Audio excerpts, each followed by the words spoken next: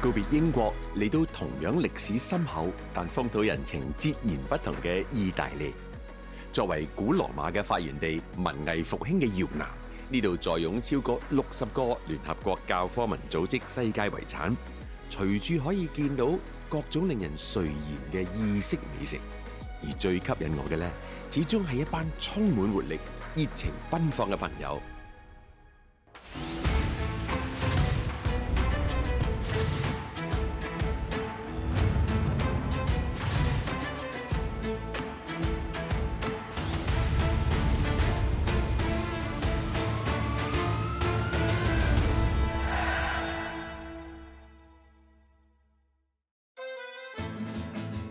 好多朋友嚟意大利都會選擇去羅馬、威尼斯、米蘭、佛羅倫斯，好少諗到，不如去拿波里啊咁。咁今次我哋點解選擇嚟拿波里呢？因為拿波里咧，其實啊喺意大利係第3大嘅城市嚟嘅。拿波里有好多傳統，佢同北部嘅意大利城市係好唔同㗎。嗱，譬如我哋好中意食嘅 pizza， 其實就係源起於拿波里嘅。我哋中意飲嘅 espresso 都係源起於拿波里嘅。仲有男士們好中意着嘅西裝，拿波里式嘅西裝咧，亦都好有佢自己獨特嘅風格。好希望能夠透過今次同大家一齊去學多啲、知多啲、認識多啲拿波里呢個城市。拿波里第一站，品嚐炸 pizza。佢並唔係普通嘅 pizza。二戰期間物資匱乏，百廢待興，連烤爐都被破壞。當地婦女發揮生活智慧，改用油炸麵團，再用平價嘅豬油渣 ricotta 芝士做餡，成為飽肚嘅街頭小食。時至今日，上埋大台，成為拿波里嘅經典美食。哇，好大個啊！你唔好以為我用刀叉食到蟹，我只係將佢咧係撳低佢，等嗰啲熱氣走咗出嚟啦。因為啲好強調咧係五感5隻手指搣咗佢先，熱辣辣，好香。哇，辣手辣辣。跟住睇下幾靚先，睇下。我覺得好誇張，因為我希望可以感染到隔離台嗰啲人，周圍啲人都覺得，或者你未坐低都覺得好好食。呢個係一種分享出嚟嘅感覺。嗱，呢個傳統嘅炸 pizza 咧係點樣樣嘅咧？佢裏邊咧有3種餡料㗎。咁有 ricotta cheese 啦，有煙燻芝士啦，同埋係豬油渣嘅。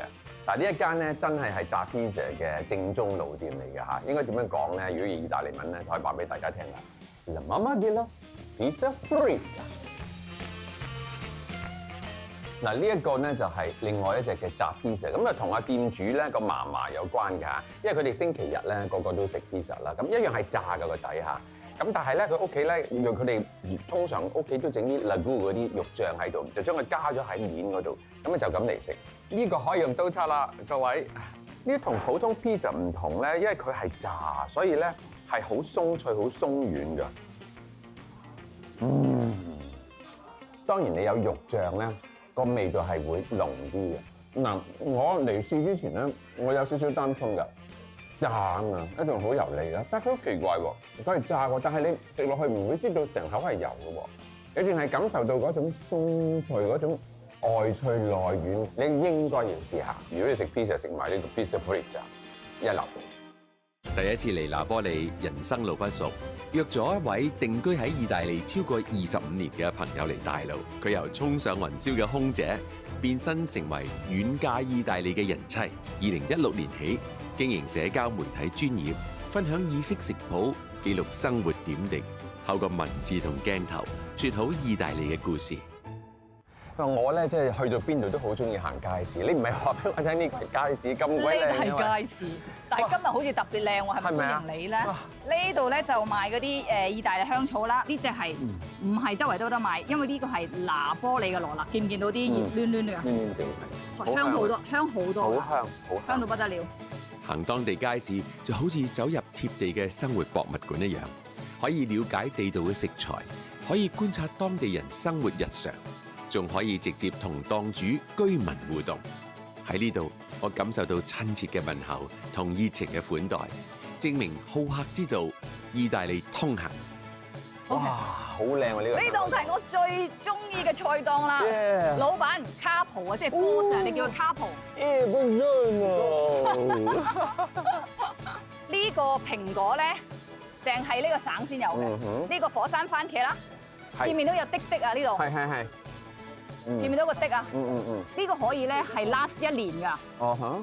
我嚟煮意粉，我嚟整咩都得。風乾咗仲甜喎。係啊，一路會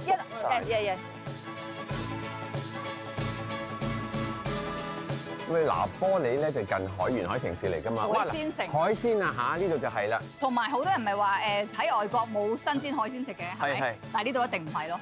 係。呢個咧叫做阿利奇。阿利奇咧喺呢度有南部好多啦，西西里都有。呢條咁大條咧，通常點咩咧？剝咗個頭，跟住就剝咗條骨，跟住可以打開佢就變咗呢啲咁樣樣咧，可以愛嚟醃啊。哦，OK，好似即係鹹魚啦，我哋唔係鹹嘅，唔係鹹嘅。揾檸檬，跟住可能揾啲蒜頭，咁就醃咗佢，就好似做前菜咁凍食嘅，咁樣食。一係就炸，呢個真係唔講唔得。cod 蛇即係青口，多過1粒青口。OK。Super piene。即係裏邊啲肉好脹卜卜，佢寫埋俾你。雖然你見到佢樣咧好似污糟邋遢咁，OK，但係你買翻去咧，你就自己好用心咁整，擦。嗰啲味道我最簡單食法，黑椒加檸檬。但係你食過之後咧，你翻唔到轉頭又，因為完全係嗰啲海水味咧係唔一樣。因為香港我知好貴，同埋好多朋友話買唔到根本。呢間肉檔咧係一家人嚟嘅，全部都可能爸爸、阿侄啊、阿嫂啊咁樣樣咧。Buongiorno。Family。佢哋呢度咧係1906年嘅歷史，但係佢哋一家人咧喺度就36年，都係賣肉嘅。你睇下啲肉。咩肉都有喎。係啊，乜肉都有嘅呢度。呢個就老闆個仔啊 ，Enzo。係啊 ，Enzo 啊。Enzo。你可唔可以話俾 Enzo 聽佢好靚仔啊？OK，Enzo，lui è detto sei bellissimo。Grazie。Sei bellissimo。Bellissimo。Enzo。今日佢同你去香港揾你喎。先。Amo Napoli。多謝。你睇下啲拿破里人。喂，你屋企仲要行幾耐先到㗎？呢度15秒。嚇！就係呢度。係啊。啊，好得意喎！哇，你睇下呢個咧，我揾我看更係咪度先？呢個我覺得係拿波里最好嘅看更。Bruno。喂 ，no，2 吧，取代。有。Steven。Hello。OK，Bruno，Steven。Oh, nice to meet you. OK， 佢咧係你睇下，係啦。拿波里咧，啲球迷好瘋癲噶嘛。我諗佢係其中一個最瘋癲嘅球迷。你睇下佢啲嘢。哇！嗱，佢今年60幾歲，佢係細個已經跟住拿波里隊。佢話呢個咧係拿波里馬勒當拿贏咗第一次嘅意甲，就係喺拿波里贏嘅。因為佢由於佢住咗28年啦，呢啲全部咧嗰啲細路仔咧喺呢度住，但係而家全部都大晒㗎啦。有啲就做警察，有啲係銀行。個個都唔同職業嘅，但係因為佢感情係啊。Praticamente questo è il mio oculo. Quando morirò sarà il mio, le mie ceneri verranno messe qua. 佢呢個係佢嘅骨灰龕，有個公司送俾佢嘅，因為佢其實喺拿波里咧，好多人都知佢係一個咁超級瘋癲嘅球迷咧，所以好多人嚟送嘢俾佢，所以嗰個公司就特登嚟送俾佢。雖然好似好誇張，但係佢哋真係可以去到咁嘅程度。佢唔介意㗎。Anzi, per me porta fortuna。啊，一啲都唔會帶啲。對佢嚟講係一個 good luck。佢會唔會真係用㗎？Quando morirò sì。佢講死咗咪用咯。你長命百歲。I detto wish you la vive più lunga la vita。No。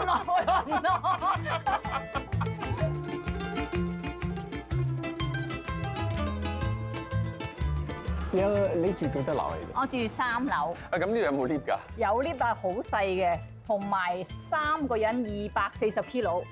你應該冇乜問題啊！而家應該冇問題，我最重嘅就係220磅嘅。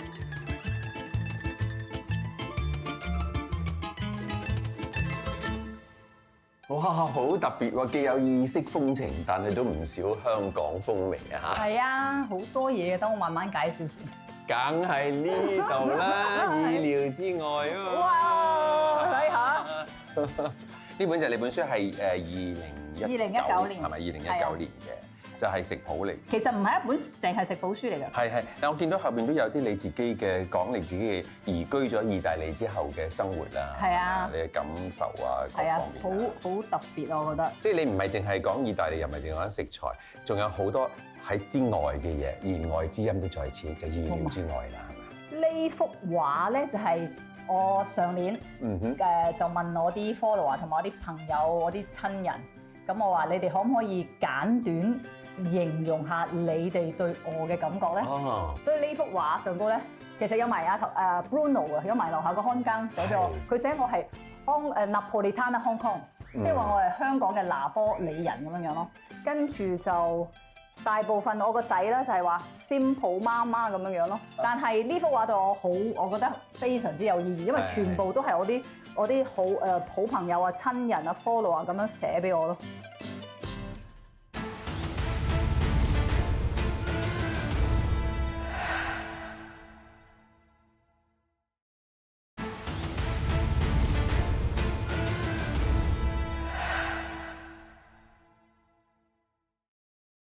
喂 Kelly 啊，你做空姐之前有冇做過其他工㗎？暑期工咯，即係正式工就係空姐第一份。正式工係空姐。點解做空姐嘅？我從來都冇諗過做空姐，因為我個 style 係唔似做空姐。性格咧不嬲係男仔頭咧，所以跟住我 friend 話不如去試下啦，咁佢話去試下，咁我咪去試下咯。咁佢係咪考唔到啊？佢考唔到。通常都係咁嘅喎。所以我覺得都係隨心咯，我從來冇諗過考空姐。你做咗幾多年嚟咁？做咗8年半。你同你嘅先生就喺隻船度邂逅嚇。係啦。我諗你諗都冇諗過會嫁俾佢㗎。絕對冇可能。後來你哋就要一下長途嘅喎。4年。係咯，4年喎。4年係啊。不過咁你做空姐就容易飛去佢揾佢嘅，但係都辛苦嘅。咁你要嫁到去意大利咁遠，你屋企人會唔會有啲意見咧？其實我諗我爸媽覺得，如果你可以揾到個香港嘅會比較好。當然啦，呢個我諗個個父母都係咁樣，但係有時緣分到同埋後生，你有時可能冇諗太多嘢。如果你乜嘢都要諗呢樣諗嗰樣諗嗰樣，你就咩都唔會做。即係你中意佢就同佢一齊。咁都4年，但係當然個頭好多問號啊。有例如咧？例如去到揾咩做咧？去到會唔會嗌交咧？跟住點算咧？得佢一個，又冇嗰啲屋企人，又冇工做，又即係呢啲我諗係一般人都會諗嘅，你會考慮嘅。但係諗下就係，唔諗。係啊，賭一場咁就係咁。你係咪一嚟就嚟拿波利㗎啦？我一嚟到咧，決定嚟意大利咧，我就唔嚟拿波利，嚟到呢度一定要學好啲意大利文。咁我就去米蘭報咗3個月嘅 intensive course， 9點至到1點，放咗學之後繼續同我老爺奶奶佢哋兩個唔識講英文㗎嘛，咁咪逼自己去學好呢啲意大利文咯。咁你老公住喺邊啊？佢住 Napoli，佢住咗啦。咁有你喺嗰度學啦。係啦，跟住學好，唔好話學好啦，學好講真係我諗起碼3年，仲要日講夜講。但係你個仔又好嘢喎，你個仔今年19歲啦，係咪啊？你係要堅持佢識講廣東話。係，我個仔係佢由出世，我已經開始同佢講廣東話，因為你要學一種語言，你唔可能等佢大個你先同佢講。係啊。咁啊係咁同佢講，同埋有時會帶佢翻香港，所以佢而家講廣東話咧應該甩甩咳咳咁樣，但係佢聽得明，起碼80%嘅。我覺得如果小朋友係喺屋企話唔講，即係譬如唔講廣東話唔講，其實我覺得嗰個責任喺父母度，我覺得係。點解咁堅持咧？冇人知第時去邊度發展噶嘛，我成日覺得無論係咩文，唔好話廣東話、泰文啊、韓文啊，總之阿媽嗰啲嘢你要識。即係母語你一定要識。係啦，一定要識。我 OK， 我覺得佢即係雖然唔係好叻。咁喺意大利生活咧，你覺得意大利人嘅文化同香港人嘅文化有幾大嘅差別咧？即係生活嘅模式啊、態度啊各樣。同香港人有啲似。轉數快。即係嗱，慢活就係一件事，另外，但係佢哋轉數快。即係可能你要我做呢樣嘢啊嘛，你唔好理我點做，總之我搞掂俾你。係啦，佢哋就係咁樣噶啦。而呢個似香港人就似嗰種 can do spirit， 即係你俾我搞掂佢。係啦，我真係搞掂佢嘅。係啦，快。都快嘅，轉數快做都快嘅。係啊。你覺得你自己意大利化咗啲乜嘢咧？冇咁現實，即係睇錢。以前喺香港大咧咩都好似你揾幾多錢啊？你做乜嘢啊？你有冇樓啊？你要揸咩車啊？同埋可能成身名牌啊呢啲咧，嚟咗呢度少好多好多。同埋意大利人好老實講，唔係揾好多錢嘅。如果個個都要買名牌嘅，一份人工都唔夠買一件衫，真係。但係佢哋着衫，唔好話全部人啦嚇，即係好多人好有 sense 啊，好有性，但係佢哋係 mix and match，唔使一定貴嘅。哇！咁多嘢嘅，你今晚預備呢啲材料就係呢啲啊？係今日我係尋日已經預備定㗎啦。咁誇張？係啦，因為你哋咁辛苦嚟到呢度，生果首先我知道你哋需要食生果。Melone e prosciutto 鹹甜呢個係絕配。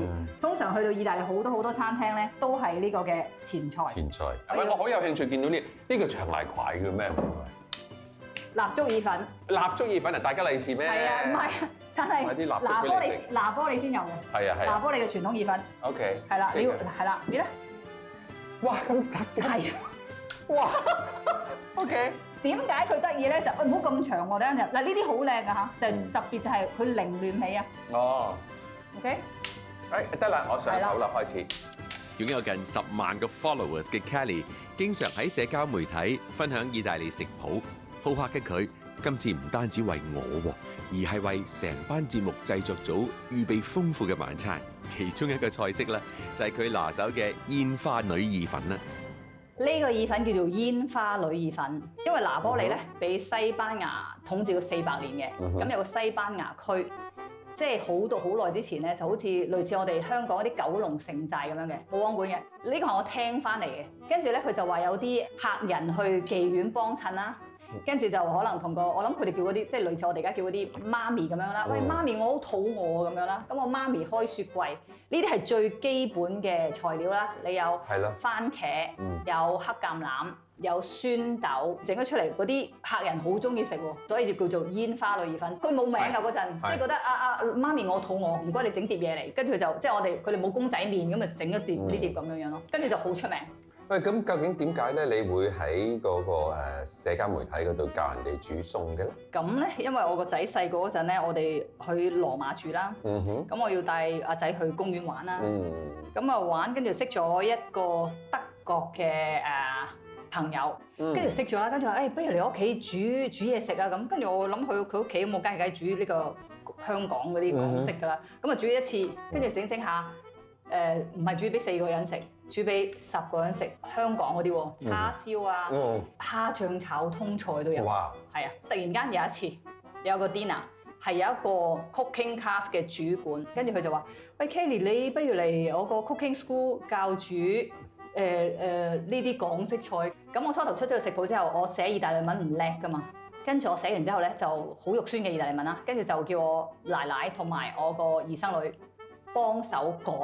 第一次我真係緊張，因為我驚我講錯啦，意大利文又覺得唔好啦。但係佢哋都明白嘅，即係好用心咁去聽啦。但係最尾好開心啦，個個度筆飯食啦。跟住就再試多一次，就開咗個 Facebook page， 做咗一排之後咧，唔係喎，即係永遠都係我寫食譜，我要等某一個人係幫到我手，跟住我先可以做，即係我好大掣肘。不如咁啦，倒轉嚟咧，橫掂我成日都係煮意大利餐，跟住咧就唔想淨係分享意大利餐，因為我成日覺得乜乜 kitchen 嗰啲好多，咁我諗下香港人咩都講咩咧，衣食住行，跟住就講意大利衣食住行，開咗個 page， 係啦，我冇理到佢啦，我就開咗個 page，得個樣 personal 個 page 嗰度咧，有啲朋友又係住喺意大利嘅，又係嫁咗過嚟嘅，跟住 Kelly 你寫嗰啲食譜啱用喎，係啊，我就蝦意粉食譜係我先生教我嘅，用啲蝦頭熬汁啊、番茄嗰啲，我就咁整咗個食譜，跟住唔知影嗰啲相，跟住寫咗，跟住後尾我就擺咗係我個朋友都同我講咧，佢話我有一個 page， 我話你有咩 page？ 我有個煮食 page， 我加你入我度咧。咁佢就叫我咁去揾喎，咁我就寫個食字，跟住出咗30幾個有關食嘅，咁我就訂咗我個蝦意粉食譜。掟咗上30幾個 Facebook page， 突然間我個手機連續1個星期未停過，有台灣啦，有馬來西亞啦，有新加坡啦，有香港啦，跟住就係咁樣有5000個 follower 1個星期，跟住我諗下啊，原來你有人中意睇我煮嘢食，咁我咪繼續煮啊，tiramisu 啊，跟住煮拿波里嗰啲特色菜啊，慢慢咁就1晚啊2晚啊，咁有啲傳媒香港有啲傳媒啊報紙啊，咁見到咁佢哋又嚟訪問下我，跟住又多咗一紮人。媽咪啊，我肚餓，好食啊！我哋繼續食啦。OK。我一向都唔信人生規劃嘅，今次咧同阿 Kelly 傾完偈啊，分享完佢喺意大利嘅生活咧，我更加相信人生係冇得規劃嘅。20幾歲嘅女仔喺香港有自己嘅事業，生活得好愉快，但係遇到心中所愛，諗咁多做咩啫？就抌低一切啦，毅然啦嚇，嫁咗俾一位意大利嘅丈夫，同佢一齊咧嚟到意大利生活。佢嚟嘅時候咧，完全唔識意大利文嘅喎，佢係由頭學過喎。頭嗰3個月咧，仲唔係同佢嘅先生一齊住嚇，就係為咗學好佢嘅意大利文。我好欣賞佢一個態度啊，就係佢好積極融入當地嘅社會。我認為好重要咯。你去到一個社區嘅時候，一定要投入。咁亦都令我反思到咧，如果我喺香港度生活，我係咪應該更加積極投入香港嘅生活咧？我哋作為香港人，又有幾多人除咗自己嘅住嘅一個區域之外，又認識香港有幾多咧？可能我哋都要重新咧，帶住一個融入香港社會嘅心態，喺香港好好過活，認識自己嘅地方多啲咁多，向人哋推介我哋嘅地方都比較容易。